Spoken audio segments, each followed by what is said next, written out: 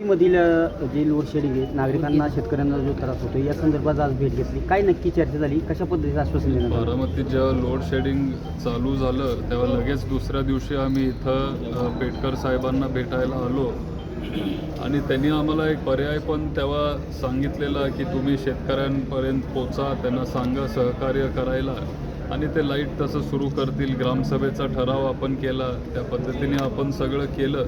पण शेती, feeder pump हे सगळे बंद असायला हवे होते. एकतर बारामतीकरांना लोड शेडिंगची सवयच नाही. कधीच इथं बारामतीत एवढ्या मोठ्या प्रमाणात लोड शेडिंग झालं नाही. आणि थोडं आम्ही पेटकर साहेबांना तिथल्या सगळ्या अधिकाऱ्यांना पण आपण वेळ दिला. तेव्हा आम्ही बाहेर आलो. असं वाटलं की 7 दिवसात लोड शेडिंग थांबेल, 10 दिवसात, 15 दिवसात लोड शेडिंग आता बंद होईल. पण आता 2-2.5 महिने होत आले तरी पण लोड शेडिंग आता चालू आहे. उलट ते वाढलंय. जे 7 ते 10 होतं आता काल 1 वाजेपर्यंत काही गावांमध्ये लाईट नव्हती. आणि अंधार जेव्हा असतो तेव्हा इथं चोऱ्या वाढतात, चुकीची कामं वाढतात. आत्ताच मला आतमध्ये काही महिला भेटले की इथं टोटल अंधार असल्यामुळं चेन स्नॅचिंगचं प्रकरण तिथं वाढलेलं आहे. हे सगळे गोष्टी पूर्वी बारामतीत घडत नव्हते. आणि क्राईम असेल, लोड शेडिंग असेल, पाण्याचा प्रश्न असेल, हे सगळे गंभीर विषय आहेत. या सगळ्या विषयांवर आपल्याला थोडं लक्ष द्यावं लागणार आहे. थोडं नाही, चांगलंच लक्ष वाढवावं लागणार आहे आणि चांगल्या पद्धतीने आपल्याला ते काम करावं लागणार आहे. पण सध्या सगळ्या नागरिकांची गरज आहे, सगळ्यांच्या सहकार्याची गरज आहे आणि त्या पद्धतीने आपण त्यांनाही आवाहन करतोय की आपण शासनाच्या सोबत आपण काम करू आणि सोबत काम करत असताना आपले सगळे तिथं प्रश्न मिटतील आणि तुमच्या माध्यमातून तेही आपण आवाहन करू. पण आमची आता एक मूळ मागणी असणार आहे. कामं आम्ही भरपूर आतमध्ये तिथं डिस्कस केली. मग काही सिंगल फेजची फीडरची काही कामं असतील. जॅक्सन म्हणून एक कंपनी आहे, ते काही काम करत नाही आहेत. काही गावांमध्ये आपल्याला DP नवीन बसवायचे आहेत किंवा शिफ्ट करायचे आहेत. असे अनेक वेगळे वेगळे मुद्दे आहेत. सगळ्या नागरिकांनी त्यांच्या पद्धतीने ते मांडले आणि आम्हाला विश्वास आहे की पेटकर साहेब 100% ते आमचे सगळे प्रश्न मार्गी लावतील. पण एक जो आमचा मेन मुद्दा आहे की लोड शेडिंग हे आता बंद झालं पाहिजे. बरेच महिने आम्ही थांबलो.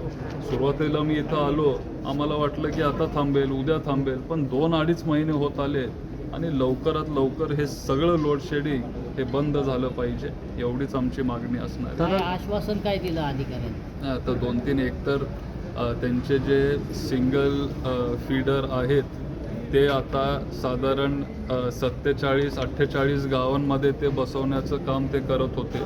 साधारण 17 गावांचं काम झालं आहे. 30-31 गावांचं काम आता राहिलं आहे. ते आता जून एंडपर्यंत ती सगळी कामं संपतील. काल जी लाईट 1 वाजेपर्यंत गेली ते आता एक 3-4 दिवसात ते बंद करतील. असे काय आश्वासनं त्यांनी आपल्याला दिलेले आहेत. पण लोड शेडिंगबद्दल ते काय अजून बोलायला तयार नाही आहेत. आणि आमची एकच मागणी आहे की लोड शेडिंग 6 ते 10 हे 100% बंद झालं पाहिजे. बारामती तालुक्यात हे बंद झालंच पाहिजे, ही अशी आमची मागणी. दादा, आपण नागरिकांच्या समस्या सोडवण्यासाठी गावागावात जात आहात. एकंदरीत 2 दिवसापूर्वीची जी बैठक झाली त्याला देखील प्रचंड अभूतपूर्व गर्दी होती. सद्यस्थितीत देखील मोठ्या प्रमाणात गर्दी वाढताना दिसत आहे. काय नक्की लोक? नाही, मी काय लोकांना पण दिसतंय की मी लोकांचे प्रश्न मांडतो.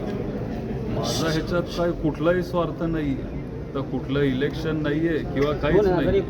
पण अजून 3-4 वर्ष आहे. 3-4 वर्षात खूप काही गोष्टी काही होऊ शकतात. पण लोकांमध्ये मी जातोय. पवार साहेबांना पण जेव्हा मी भेटतो नेहमी ते मला एकच गोष्ट सांगतात की लोकांमध्ये जा. हेच ते मला सांगत असतात, हीच त्यांची शिकवण असते. आणि आता जिरायत भागात अजिबात पाणी पण नाही आहे. म्हणजे प्यायला काही गावांमध्ये पाणी नाही आहे, शेती करायला पाणी नाही आहे. आणि आम्ही एक दुष्काळ दौरा काढलेला. त्या दौऱ्यामध्ये लोड शेडिंग हा सगळ्यात मोठा मुद्दा. तिथं सगळे जे गावातले महिला आहेत मला येऊन भेटत होते आणि त्यांचे प्रश्न इथं मांडत होते. त्यांचे प्रश्न घेऊन मी वेगळ्या वेगळ्या अधिकाऱ्यांकडे जातोय, मी त्यांच्याशी बोलतोय आणि त्याच्यामुळं लोकांचा प्रतिसाद आहे. बाकी काय नाही. पण जे लोकांचे प्रश्न आहेत हे मी आता शासनापुढं मांडतोय किंवा मांडण्याचा प्रयत्न करतोय. त्याच्यामुळं तुम्हाला प्रतिसाद वाढताना दिसतोय. बाकी काय. दादा, आज सकारात्मक जी चर्चा झाली यामधनं आता जी लोड शेडिंगच्या ज्या भागाला फटका बसतोय तिथल्या नागरिकांना आता काय आवाहन कराल जे आज चर्चा झाली यातून? एकच आव्हान आता सध्या करील की जे आपले इलेक्ट्रिक शेगड्या आहेत किंवा आपले शेती पंप आहेत, फीडर आहेत, हे आपण 6 ते 10 मध्ये वापरू नये. त्याच्या आधी आपण आपली सगळी कामं करून घेऊ. पण 6 ते 10 या टायमिंगमध्ये तुम्ही हे सगळे फीडर पंप शेगड्या तुम्ही वापरू नका. आपणही त्यांना सहकार्य करून बघू आणि ते 6 ते 10 मध्ये आपल्याला लाईट देतील. आपल्या घरगुती वापरासाठी घरापुरती ते आपल्याला तसं लाईट देतील असंही शब्द त्यांनी आपल्याला दिलेला आहे. आपण करून बघू. साधारण 1 आठवडा 10 दिवस 6 ते 10 मध्ये फीडर पंप इलेक्ट्रिक शेगड्या हे तुम्ही जर वापरले नाहीत तर मग आपल्याला लाईट मिळेल. दादा, कांद्याचं देखील आंदोलन काल महाविकास आघाडीच्या वतीने झालेलं आहे. सरकार अजून देखील जी मागणी आहे त्या संदर्भातला रेट देण्यास तयार नाही. कालचं आंदोलन धरपकड देखील करण्यात आली. त्यामध्ये आता आपल्याला इथेही आंदोलन करावं लागेल. आपल्याला महाराष्ट्रभर ते आंदोलन उभं करावं लागेल आणि मागणी त्यांनी अजिबात स्वीकारलेली नाही असं पण नाही आहे. कांद्याचा भाव जो 5 आणि 6 रुपयेवर गेलेला, आता शासनाने आपल्याला 15 रुपये किंवा 16 रुपये ते देतील किंवा नाफेड 15 रुपये तरी कमीत कमी देतील असं शासनाने आपल्याला सांगितलेलं आहे. पण 15 रुपये तरी पण हे खूप कमी रक्कम आहे.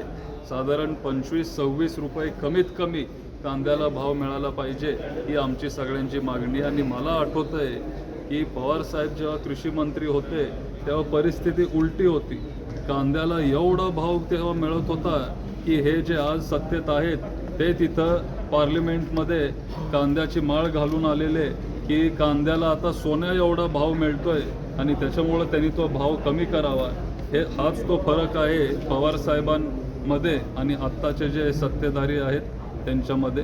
शेतकऱ्यांसाठी जर कोण विचार करत आलेत किंवा आज पण जर शेतकऱ्यांचे प्रश्न जे मांडत आलेत ते फक्त आणि फक्त पवारसाहेब आहेत आणि पवारसाहेबांच्या मार्गदर्शनाखाली महाराष्ट्राचा शेतकरी हा पुढे जाऊ शकतो. थँक्यू.